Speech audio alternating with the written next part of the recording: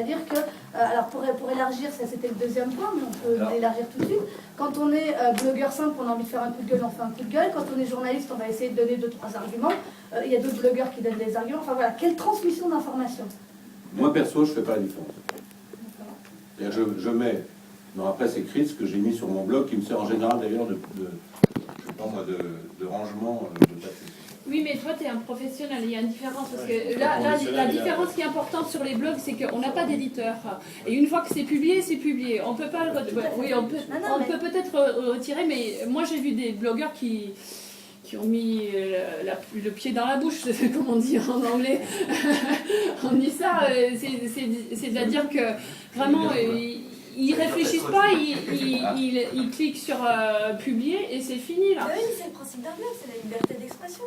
Oui, mais bon, non, mais je suis d'accord. Par exemple, un exemple. Oui, sur. Cette chère ici, qui voit ici présente, a assisté à une conférence sur Lavinia et a écrit par la suite un post où elle dit Lavinia c'est très bien, c'est très bien, c'est très bien, jusqu'à la fin où elle dit.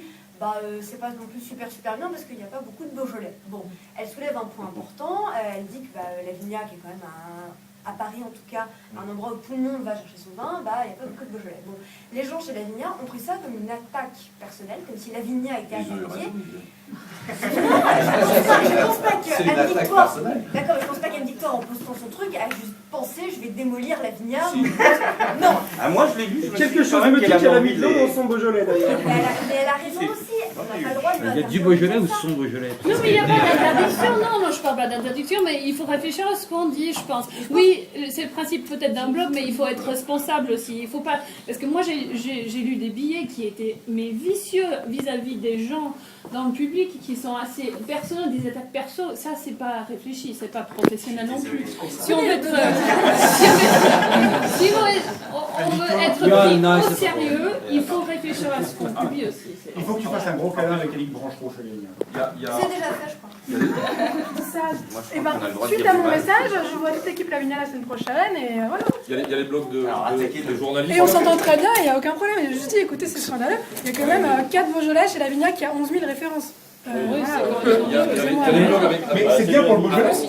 avec des journalistes qui ont après, moi, en tant que vigneron, c'est par rapport à ce que je ressens, par rapport à mon travail et par rapport à une envie de partager. C'est vrai qu'au niveau d'un vigneron, moi le but c'est pas d'aller défoncer une cuvée que j'ai pas aimée.